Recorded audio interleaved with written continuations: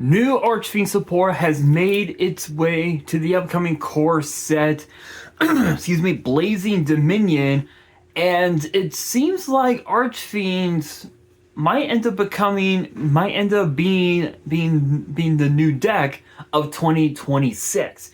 Possible? Absolutely. Bound to happen? Probably not. Why? Simple. Archfiend, it's pretty simple. Archfiends, they did pretty well during the days of Go format, when decks like zombies, warrior aggro, and dragon beatdown were the top decks of Go format, where as opposed to Archfiends, they were pretty mid tier.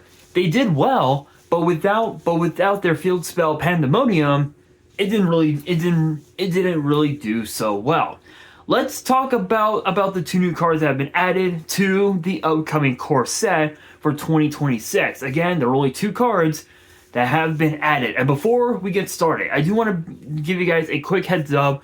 Tomorrow, if you guys do not know, tomorrow is going to be a big it's going to be a big day, because tomorrow I am going to the collectible exchange Yu-Gi-Oh Edison tournament in Rancho Cucamonga, California. Cannot wait for that. It is going to be an incredible event. Honestly, I really don't care for the gaming chair. Honestly, all I care about is just having fun, raising hell. Pretty much, that's pretty much it. So if you guys are going to be at that event and you guys want to come up to me and say hi, I will always say hi back, take photos with you guys if you guys are showing up. And before I even go, tomorrow's video, I will be opening up two more of these 2025 mega pack bundles. I did take them out of the packaging just to make it a little more simpler. It's probably gonna be a relatively short video because I'll be short on time. But cannot wait to see what Starlight Rares I pull out of these packs.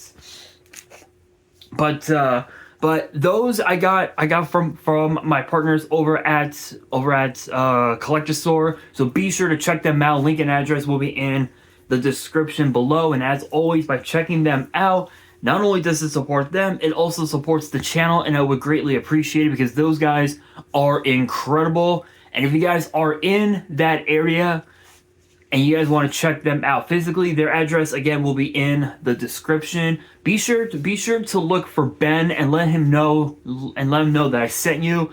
Such a chill dude.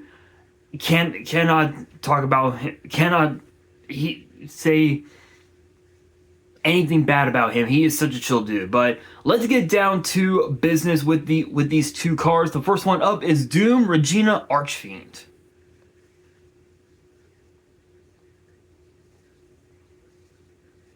If I can, there we go.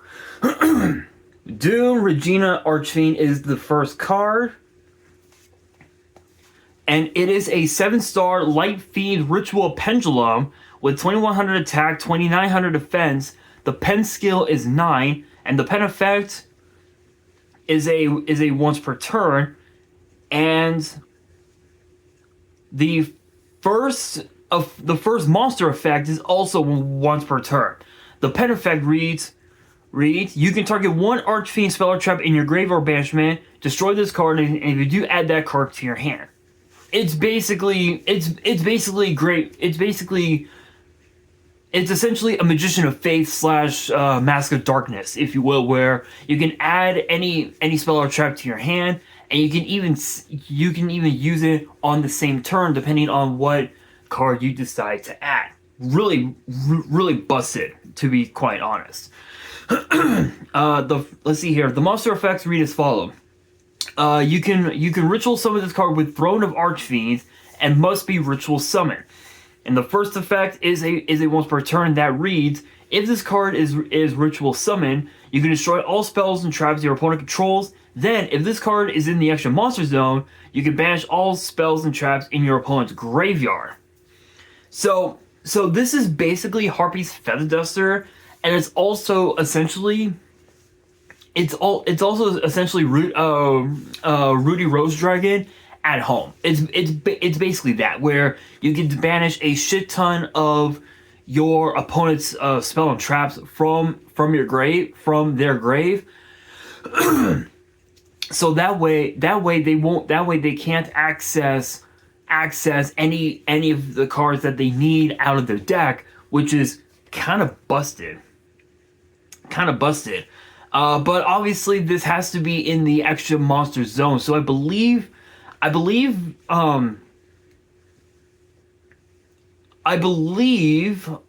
you can ritual summon this card from your extra deck face up. I think that's the rule. I'm not so sure. We'll have to take a look at the next card, which will be excuse me, which we'll bring up here in a second. But the second effect reads unaffected by other monsters' effects while in the extra monster zone. So it basically protects itself pretty much, which is kind of cracked. Next up, we've got Archfiend Usurpation. I believe that's how it's pronounced. I'm probably saying it wrong, but here is the card, which is pretty cool. And the effect is a once per turn that reads: activate one of these effects. Set one Archfiend trap from your deck or grave. It can be activated this turn. Ritual summon one Archfiend ritual monster from your hand or face up extra deck by attributing monsters from your hand or field whose total level equal or exceed its level. So it seems like that